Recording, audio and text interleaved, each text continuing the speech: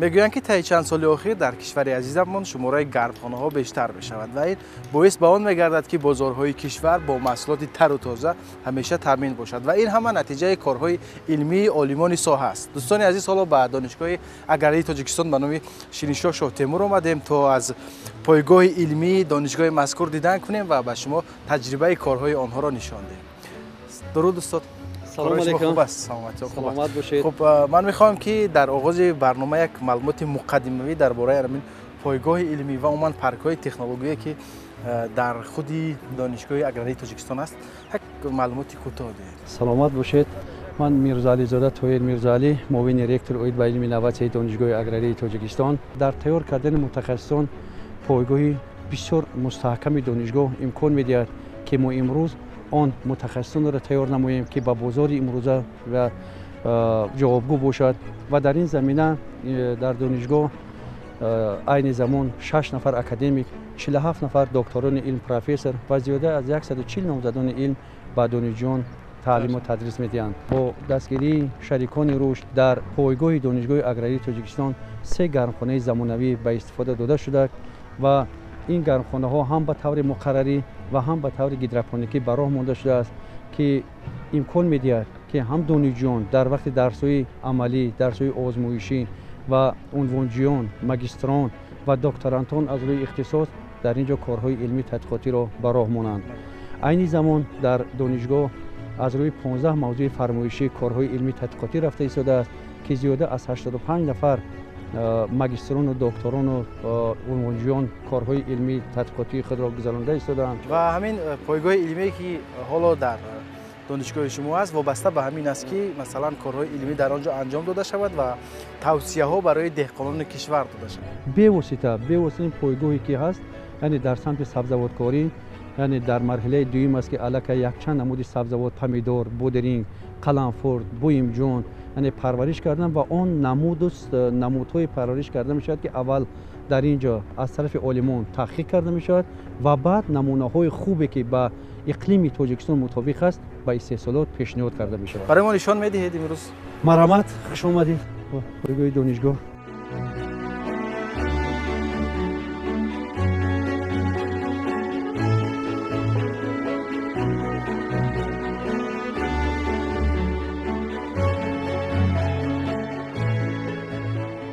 در این قسمت آن دستگاه ها و تجهیزات های حجره زمانی پیوست کرده شدند که یعنی تمام کاری همین قسمت گرمخانه ها هم به طور هیدروپونیک هم به طور عنعنوی را در اینجا اداره کرده می شود. دستگاه تکنیکی است. دستگاه های تکنیکی حجره زمان که در اینجا قریب 18 نمودی و اون به واسطه پارامترهایی که برای پرورش نهال ها ضرور است در اینجا نظارت کرده می شود. مثلا ببینید اس نوشتگی است، بی دو ادو، اینا چی معنی دارن؟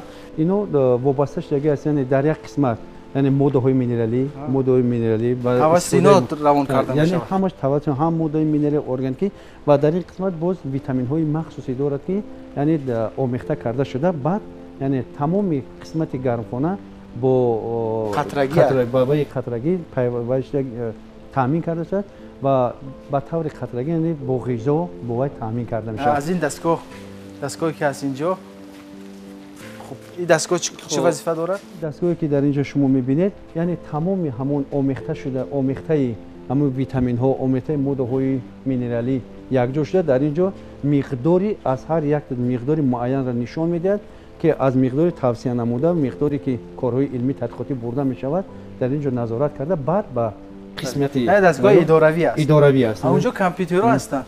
اونا چی وظیفه رو می‌بازن؟ یعنی این کامپیوترها میتوانند که در دستگاه‌های کامرا دارن. دستگاه‌های کامروی هستند، یعنی کدام اون کارهایی که در قسمت گرمخانه اجرا کرده می شود میتوانند که در اینجا نظارت کرده شود و این به خط یگانه پیوست شدگی است که میتونه که تو از جمهوری کره اینا نظارت کنه و در همونجا الک پیشنهاد میکنه که قسمت همون گرمخانه یعنی احتیاج به وای دارد اگر در شرایط پیدا شوی یگان مشکلاتو یعنی با متخصصان خارجی اینجا به واسطه همکاری کرده میشه. مثلا در پیوستگی یعنی با همکاری و با شریکان روز ما همکاری داریم و در این قسمت گرمخانه اینجا متخصص و موظف کرده شده است. اینجا این شیرعلی زیادالله به واسطه متخصصی همین ساحه گرمخانه هستند که طی یک سال این جانب وابسته به این دستگاه ها وابسته به پرورش زراعت های سبزواتی سر و کار میگیرن. شما میتونید قسمت دیگری مثل اوید پرورش نگهداری و با متخصص ساحه مراجعه نمایید. بله، تشکر زیاد که شما تا اینجا برنامه رو همراهی کردید. سلامت باشید. خب درود بر شما. خوب هستید خودتون عزیز هستید.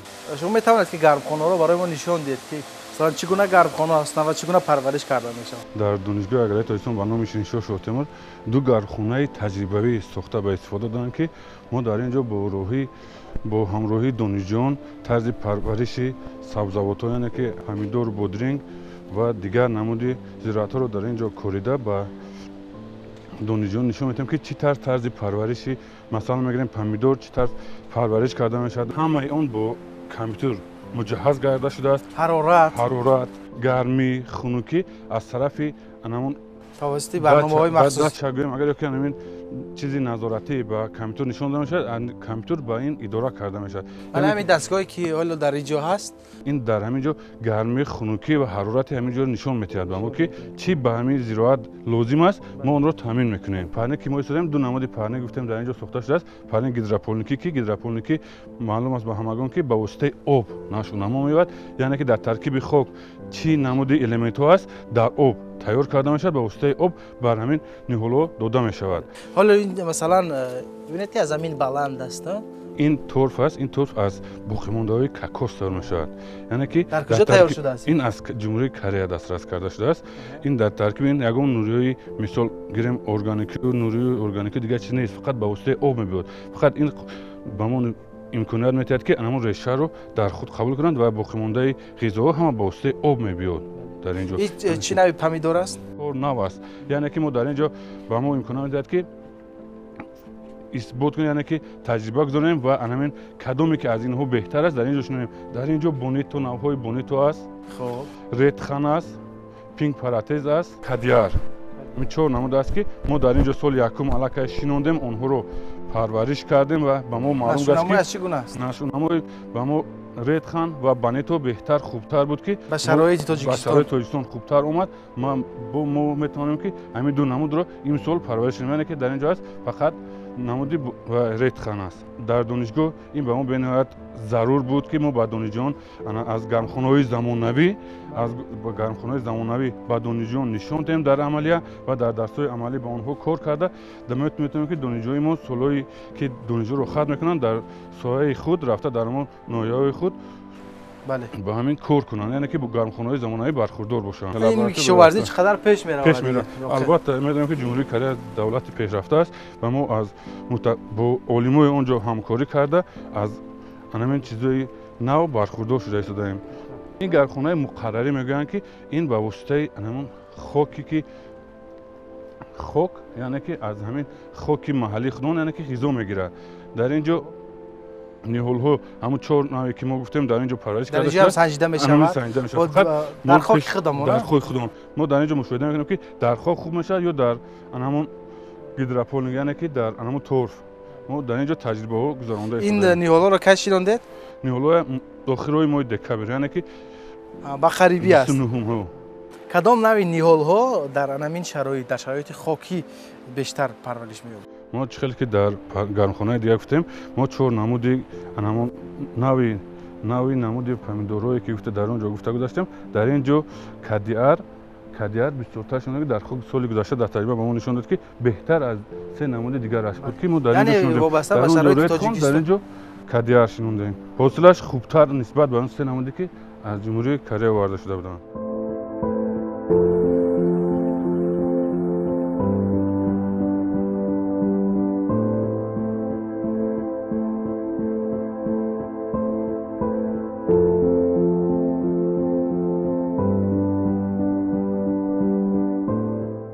ما تخمی رو از گفتیم که از جمهوری کره یا که اگر نوعی تاجیکان پرورش میکنیم ما در اینجا نوعهایی که از کره و جمهوری خودمون محلی است نوعی محلی خودمون که است ما در اینجا پرورش کردیم. اینجا جای پرورش نیهول اینجا جای پرورش تخمی است که ما تخمی رو در اینجا پرورش کردن. یک دانه میشنه در هر یک قوطیچه چگونه است؟ ما اول خاک رو در آب تر کردن نم کرده در این قوطی پلاستیکی бо ёрии донишҷӯён ва мутахассисоне ки мисол дар ҳамин соҳа кор мекунанд бо онҳо анҳамин тухмиҳоро шинонда баъди калон шудан бурда дар гармхонаҳо бурда кӯчат мекунем. Яъне ки мо тухмиҳое ки дар ин ҷо шумо мебинед 10 январ шинонда шуда буд. Ҳама вақте ки мо тухмиҳоро шинонем нигоҳ мекунем ки анҳамин намии хок кам шуд, мо ҳатман об донем. Дар ин ҷо мо асбобе дорем ки анҳамин гармии хунукии ҷоро нигоҳ медорад, ҳароратро месанҷад. Бояд ки анҳамин ҳарорат аз шабона аз 15 кам набошад. яъне ки мо бояд ки агар аз 15 кам шуд анҳамин гармиро иловатан шабу рӯз инҷо дар кор ҳастанд, шабу рӯз навбатдорон ҳастанд. аҷоиб, яъне марҳилаи ибтидоӣ аз ин ҷо шурӯъ мегирад. яъне ин ҷо аввал тухмиҳо парвариш карда мешаванд, ниҳол гирифта мешавад ва баъдтар ба гармхонаҳо бурда мешаванд. ҳоло моро боз бо куҷо ошно мекунед? ба гармхонаҳои дигар ки дар онҷо парвариш карданд.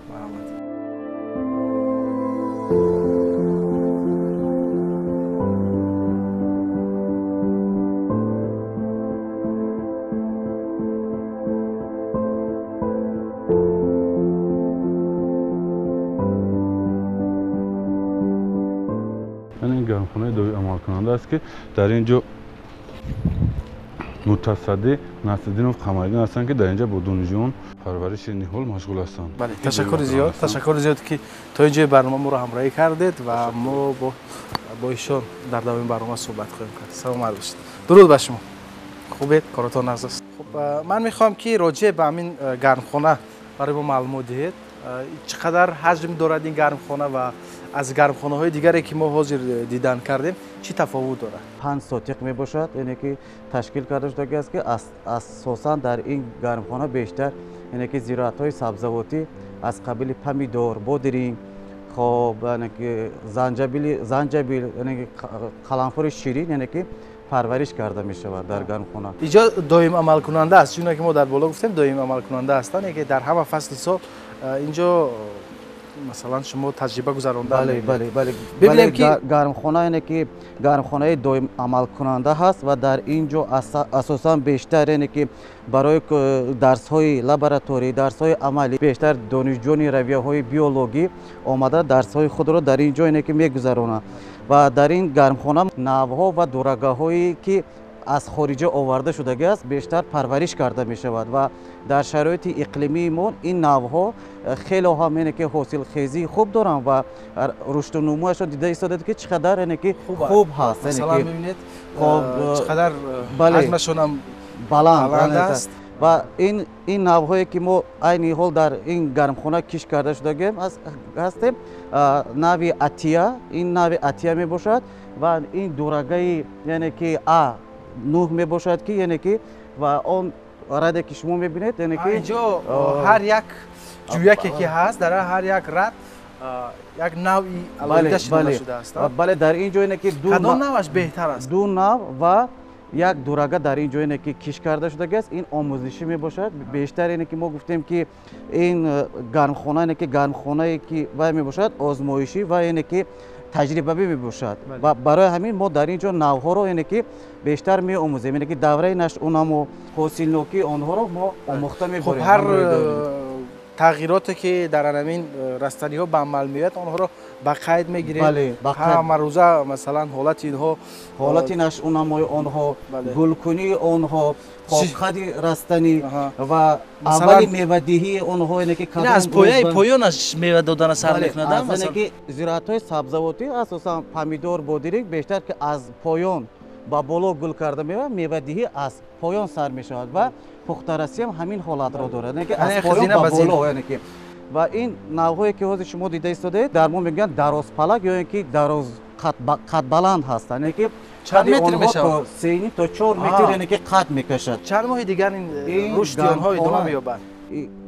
دوامناکی دوره نشأونمای آنها اینها نوهای یعنی که میانه دیرپز میباشند اینها دوامناکی اینها تا ماهای ایول دوام میکشد در حالت یعنی که میوه‌دهی قرار دارد و تا ماهای ایول یعنی که تا 3 ماه یعنی که دوره نشأونمای آنها یعنی که از 115 تا 125 روز طول میکشد. نهال‌های ما خب ما آنها را یعنی که 20 نوامبر یعنی که کش کردیم. از 20 نوامبر تا این حالا 2 ماه زیادتر شده است. علاقه یعنی که و دیگه آنها سعی شده است از پایان که اگر وای شود همین خیلی گرمی که ما معتدل که از ما نگاه داشته باشیم در همین مدت بعد 10-15 روز یعنی که پختارسی آغاز می‌یابد و حرارت چقدر است زیر حرارتی که میدونم که حرارت بیرون سرد است ولی وقتی که ما داخل اینجا اومدیم الان گرم است سردی را احساس نمیکنیم بله بسیار مهم است نه همین گونه حرارت برای رشدنموی رستنی ها 5 عامل اساسی که مهم است اساسا در گرمخانه ها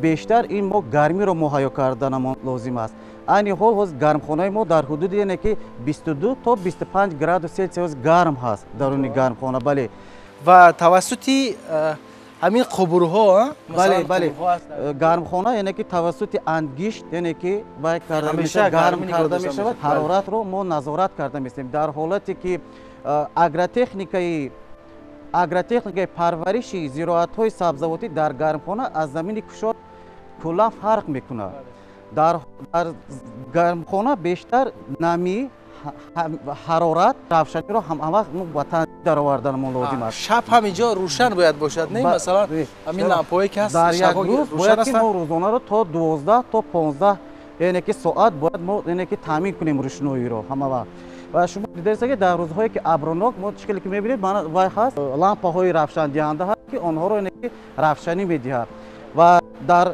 روزهایی که تابستان که هوای بیرون گرم هست مخصوص یعنی که پرده‌هایی که در اینجا یعنی که مجهز شده است که نورهای آفتاب رو نمی‌گذراند و کمی هم یعنی که وزیرات‌های ما سایه می‌کند که در این حالت روشنایی در حالت میانه باید قرار داشته باشد بله در حالتی که از گرم زیاد می شود گردآلودشوی زراعت‌های سبزیجاتی خود خصوصا پمیدور یعنی که گردآلودشویش سست می‌گذارد اینا چرا گردآلود می‌کنید گردآلود نمی‌شود چون مثلا ببینید که محیطی بسته است مثلا زنبور و دیگر حشرات وارد نمی‌شوند طرزی گردآلود کردن همین گونه رستنی‌ها چگونه جریان می‌گیرند بله شما درست قطع کردید خب گردآلودشوی اینها نوع‌های هستند که با آنها یگام حشرات‌ها زنبورها یا که دیگر اینه که حشرات‌ها دسترسی ندارند آنها هم احتیاج نیست خود برای آن که اینا خود گردآلود شونده هستند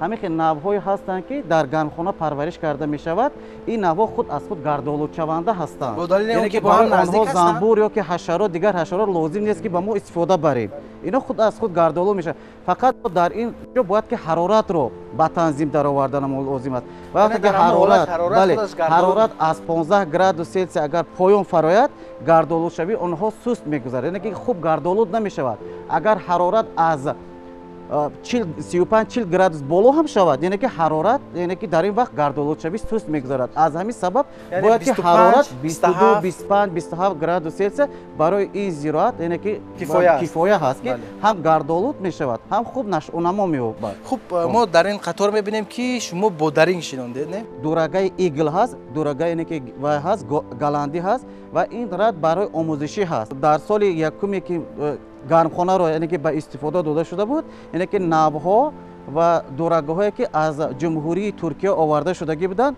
خیلی هم با اقلیم ما یعنی که مطابق بود و از آن حاصل بیشتر هم گرفتیم ما در یعنی که دیگر یعنی که نوهای دورگاه‌های یعنی که نوار کش کرده شدگی بود دورگای ترکیه که آورده شده بود حاصل خوب داده این سال در اینجا کش کردیم این دورگای پمیدور همچون آزمایشی هست یعنی چگونه است به فکر شما همین بودرینگایی که حالا شما در اینجا پرورش کردید آیا با آینده آنها امید بستر ممکن است یا نه چون می‌بینیم که زیاد روش نکردن یا اینکه رشدشون در پیش است چگونه است نه در عین حال بودرینگ‌های ما که رشد و نموی آنقدر خوب ندارن نه که عین حال شما می‌بینید که در این جایی که ما کش کردگی هست اینه که بودرینگ هست این دیده است که آنقدر یعنی که رشد و نموی خوب ندارد یعنی که نوعی که در شرایط همین گرمخانه مطابق نبوده است که یعنی که ما کش کردیم این نوع یعنی که به همچون تجربه ما آموخته است یعنی توصیه داده نمی‌شود بله این توصیه داده نمی‌شود و شما کوشش می‌کنید که در همین یک حرارت در یک محیط چند رستنی رو بله حالتش رو ببینید که مثلا پرورش آنها مساعد است یک سوال دیگر دارم همین منفیت گرمخانه ها در چی است چون می‌بینیم که اقلیمی وضع می‌شود چون می‌بینیم که دیگر در شرایط باز پرورش کردن بعضی از رستنی ها سخت می‌شود خب چی تفاوت دارند و چی منفیت می‌آورند گرمخانه ها برای تعمیر کردن بازار کشور.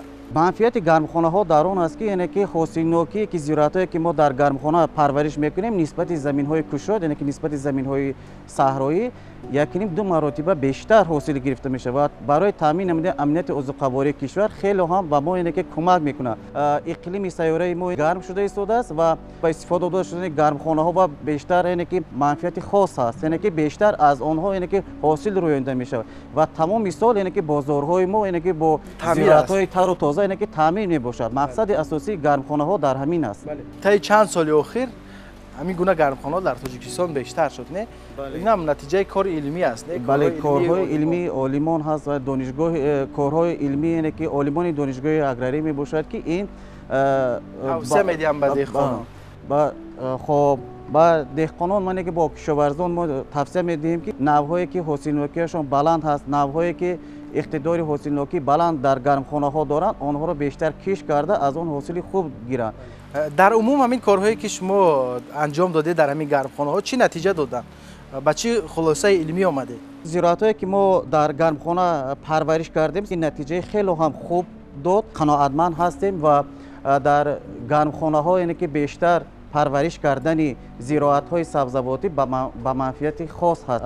ولایت ختلان از وادی حصار بیشتر اینه که دهقانان خب صاحب کاران خواجگی خرد دهقانی آمده از ما اینه که توصیه گرفتن و ما با آنها اینه که بیشتر توصیه دادیم در دوره نشأ و نمای رستنی ها چگونه آنها را غذا دادن در کار که آبیاری کردن در کار و از نوعهایی که سرمحصولی که ما پرورش کردیم با آنها اینه که ما توصیه ها دادیم. و از کدام تکنولوژی استفاده بردن در کار؟ تکنولوژیش خیلی مهم است. بله تکنولوژی پرورش اینه که زراعتی که در گرمخانه هست یعنی که ما گفتیم که از زمین کشاف خیلی هم فرق میکنند و در گرمخانه بیشتر آبیاری قطرگی غذادهی به طور قطرگی به رستنی دسترس کرده میشه یا که تامین کرده میشه. تشکر زیاد که امروز برای ما معلومات مفید دادید و ما نیز خیلی معلومات خوب گرفتیم راجع به شرایط گرمخانه و مطمئنیم که خواجگیداران و بیننده عزیز نیز در این برنامه ما معلومات برای خود گرفتن.